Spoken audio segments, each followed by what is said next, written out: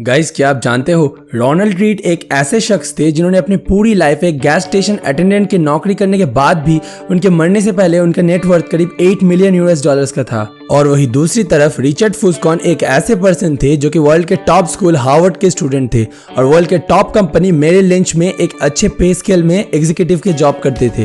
पर इन सब के बावजूद भी 2008 में उन्हें बैंकरप्सी डिक्लेयर करना पड़ा। गाइस, ये स्टोरी सुनने में बहुत ही शॉकिंग और अनरियलिस्टिक सा लग सकता है, पर ये एक रियल स्टोरी है। पर गाइस, फुस्कॉन ऐसे पहले इंसान नहीं जो अपने बैड फाइनेंशियल डिसीजंस की वजह से बैंकरप्ट हो गए। अगर आप अच्छे से रिसर्च करेंगे तो आपको ऐसे बहुत सारे Hollywood celebrities, singer, basketball players देखने को मिलेंगे जो पहले तो बहुत ही रिच हुआ करते थे, पर बैड फाइनेंशियल डिसीजन की वजह से वो लोग बैंकरप्ट हो गए। मैक्सिमम लोगों को ये लगता है कि उनका अर्निंग बहुत ही कम है, जिसकी वजह से वो कभी अमीर बन ही नहीं सकते। पर ऑथर मॉर्गन हाउसेल बोलते हैं, चाहे हमारी अर्निंग कितना भी कम हो, पर अगर हम डिसिप्लिन के साथ मनी के साइकोलॉजी को ठीक से समझते हुए अपने फाइनेंशियल डिसीजन लेते हैं तो हम लॉन्ग टर्म में डेफिनेटली वेल्दी बन सकते हैं। और जो लोग मनी के साइकोलॉजी को अच्छे से नहीं समझते हैं, वो कितना भी रिच हो, उनका गरीब होना तो तय है, जैसे कि हमने रिचर्ड फुस्कॉन की स्टोरी में देखा। इस वीडियो में हम मनी के कुछ ऐसे इंपॉर्टेंट साइकोलॉजी के बारे में जानेंगे जिसे इम्प्लीमेंट करके आप लॉन्ग टर्म में वेल्दी बन सकते हैं। अगर आपका गोल भी फाइनेंशियल फ्री होने का है तो इस वीडियो को एंड तक जरूर देखिए, क्योंकि इस वीडियो के एंड में हम ऑथर के दिए गए कुछ ऐसे फाइनेंशियल लेसन्स को डिस्कस करने वाले हैं जो खुद ऑथर अपने वेल्थ क्रिएशन के सफर में एक्सपीरियंस किए हैं। पर वीडियो को स्टार्ट करने से पहले अगर आप हमारे चैनल पर नए हैं तो जल्दी से जाके हमारे चैनल को सब्सक्राइब कर लीजिए और उस नोटिफिकेशन बेल आइकन को भी प्रेस कर लीजिए ताकि आपको हमारे सभी आने वाले वीडियो के नोटिफिकेशंस मिलते रहे।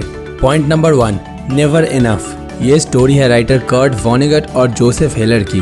कर्ट और हेलर दोनों ही एक बिलियनियर के पार्टी में इनवाइटेड थे। अचानक कर्ट ने हेलर को कहा, ये बिलियनियर एक दिन में इतना पैसा कमा लेता है जो कि आप अपने पूरे लाइफ में भी नहीं कमा सकते। पर हेलर ने हंसते हुए कहा, पर मेरे पास एक ऐसा चीज है जो इस बिलियनियर के पास नहीं है, वो है एनफ। जो मेरे पास है वो बहुत है, क्योंकि ज्यादा के पीछे भाग के जो अभी मेरे पास है उसे दाव पे लगाना बेवकूफी है। ऑथर बताते हैं, फाइनेंस के केस में खुद को दूसरे से कंपेयर करना सबसे बड़ी बेवकूफी है, क्योंकि फाइनेंस की सीढ़ी में आपको अपने ऊपर लाइफ में हमेशा कोई ना कोई जरूर मिलेगा। उनसे कंपेयर करने के लिए अगर आपने अपने ऊपर बहुत सारे लोन लेके फैंसी चीजें खरीद ली या बिना सोचे समझे ज्यादा रिटर्न के चक्कर में कुछ ऐसे रिस्की इन्वेस्टमेंट कर दिए जिससे आपका कैपिटल लॉस होने का चांस हो, तो ये आपको वेल्दी बनाने के बजाय और भी गरीब बना देगा। और यही सेम चीज वर्ल्ड के टॉप इन्वेस्टर वॉरेन बफेट भी बोलते हैं। उनके इन्वेस्टिंग के 2 ही रूल्स है। Rule number 1, never lose your capital. Rule number 2, never forget rule number 1। इसीलिए हमें हमेशा हमारे पास जो है उसे एनफ मानते हुए अपने आप को एक्सेप्ट करना चाहिए और अपने गोल्स के अकॉर्डिंग एक्शन लेना चाहिए।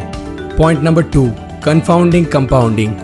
अगर हम वॉरेन बफेट को देखें तो वो एक अच्छे इन्वेस्टर होने के साथ साथ एक कंसिस्टेंट इन्वेस्टर भी हैं, जिन्होंने करीब 75 इयर्स तक अपने कैपिटल को मार्केट में इन्वेस्टेड रखा। ऑथर बताते हैं, बेशक उनका स्किल इन्वेस्टिंग क्यों ना हो, पर उनका सीक्रेट है टाइम।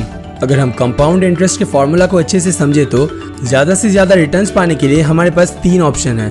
नंबर 1, प्रिंसिपल अमाउंट को इंक्रीज करना। नंबर 2, परसेंटेज ऑफ रिटर्न्स को इंक्रीज करना। एंड नंबर 3, ज्यादा से ज्यादा टाइम तक इन्वेस्टेड रहना, यानी कि टाइम के वैल्यू को इंक्रीज करना। और क्योंकि वॉरेन बफेट एक मिडिल क्लास फैमिली से बिलोंग करते थे, इसीलिए बहुत ही अर्ली एज में वो समझ गए थे फर्स्ट ऑप्शन तो उनके लिए डेड था। और अगर हम सेकंड ऑप्शन की बात करें तो वो जानते थे अपने इन्वेस्टिंग स्किल्स और एक्सपीरियंस के बेसिस पे वो अपने रिटर्न्स को करीब 3 to 4% इंक्रीज कर सकते थे, पर इससे ज्यादा प्रैक्टिकली पॉसिबल नहीं होता लॉन्ग टर्म में। पर अगर तीसरे पॉइंट के बारे में बात करें तो वॉरेन बफेट बताते हैं, भले ही उस टाइम में मेरे पास ज्यादा से ज्यादा कैपिटल नहीं थे इन्वेस्ट करने के लिए, पर मेरे पास बहुत सारा टाइम था जिसे मैं अपने स्मॉल कैपिटल को भी कंपाउंडिंग की हेल्प से बहुत बड़ा कर पाया। और इसी वजह से वॉरेन बफेट इतने सालों तक कंसिस्टेंटली इन्वेस्टेड रहे और अपने नाम को वर्ल्ड के रिचेस्ट पर्सन की लिस्ट में मेंटेन रख पाए। Point number 3, getting rich versus staying rich.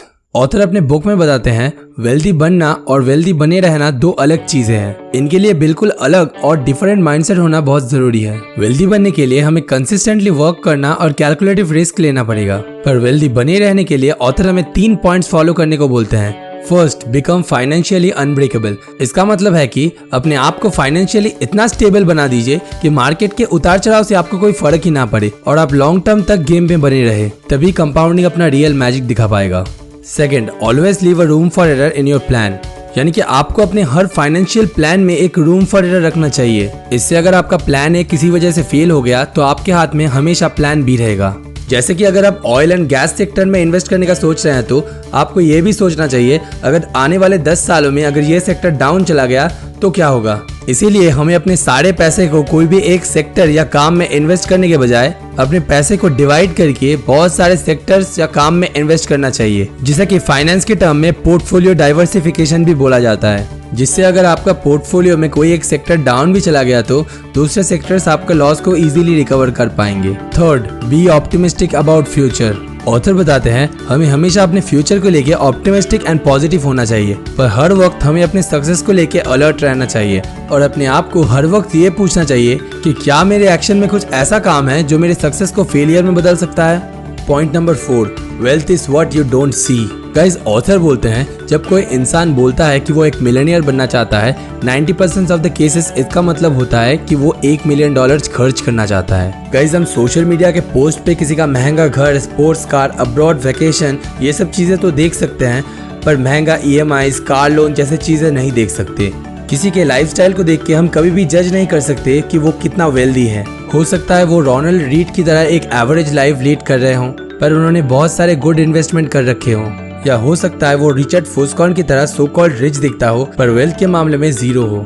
इसीलिए ऑथर बोलते हैं वेल्थ एक ऐसा चीज है जो कभी देखा नहीं जा सकता। Point number 7, precious advice about money.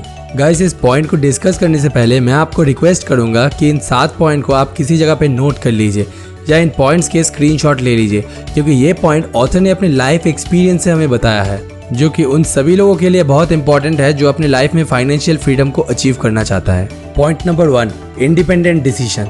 अपने लाइफ में सभी फाइनेंशियल डिसीजन हमेशा इंडिपेंडेंटली अपने अकॉर्डिंग लो, किसी को कॉपी मत करो, क्योंकि सभी की साइकोलॉजी और लाइफ की फिलोसफी सेम नहीं होता।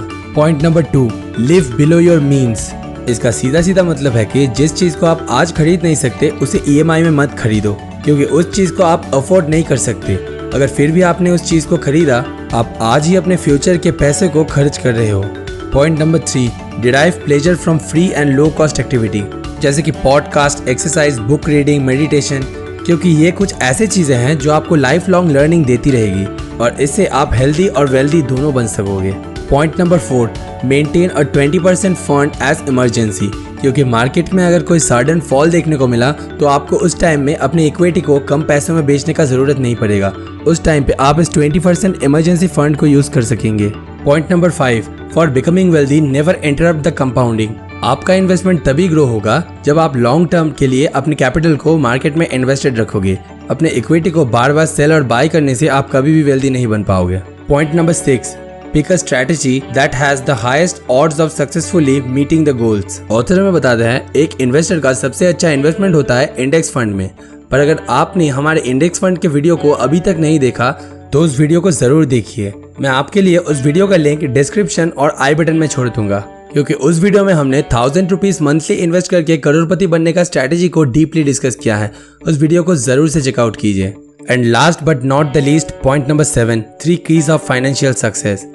वो 3 चीजें हैं, highest saving rate, patience and long term optimism.